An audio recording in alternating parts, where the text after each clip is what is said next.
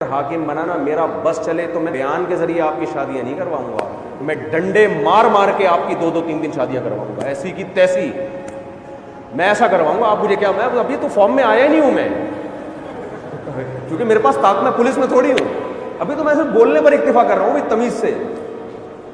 اگر میرے پاس گورنمنٹ آ گئی تو پھر یہ تمیز ومیز مارکیٹ سے اسٹارٹ ہو جائے گی، ہاں پھر تو ڈنڈے مار مار کے کروائیں گے۔ بے پردگی سے بھی خدا کی قسم اتنی بے حیائی نہیں پھیلتی جتنی بے نکاحی سے پھیلتی ہے۔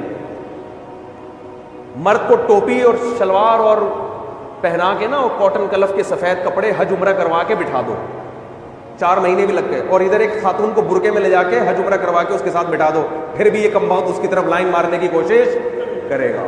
ہاں یہ بتاؤ، یہ برقعے میں جھانکنے کی کوشش کرے گا۔ حج و عمرے سے مردانہ قوت ختم نہیں ہو جاتی، نہ تبلیغ میں 4 مہینے لگانے سے عورت کی طرف اٹریکشن ختم ہوتی ہے۔ عورت کی طرف اٹریکشن یہ گاڈ گفٹڈ ہے، یہ اٹریکشن اس لیے رکھی ہے تاکہ اس کمبخت سے شادی کر کے اس کو اپنی بیوی بنا، یہ ختم کرنے کے لیے تھوڑی ہے۔ آپ بیوی نہیں بنا رہے تو پھر برقعوں میں بھی گھسو گے تم۔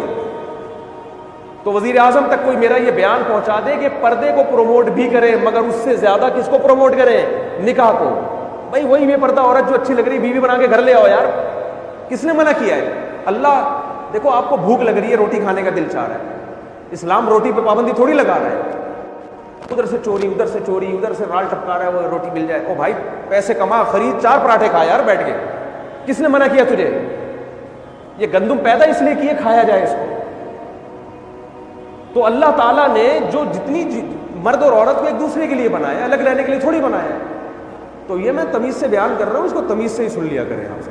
اگر میں حکمران بن گیا نا جس کا کوئی چانس نہیں ہے، تو پھر یہ تمیز ومیز مارکیٹ سے کیا ہو جائے گی؟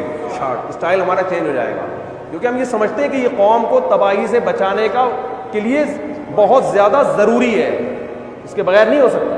اللہ سمجھنے کی عمل کی توفیق عطا فرمائے۔ وما علینا الا البلاغ۔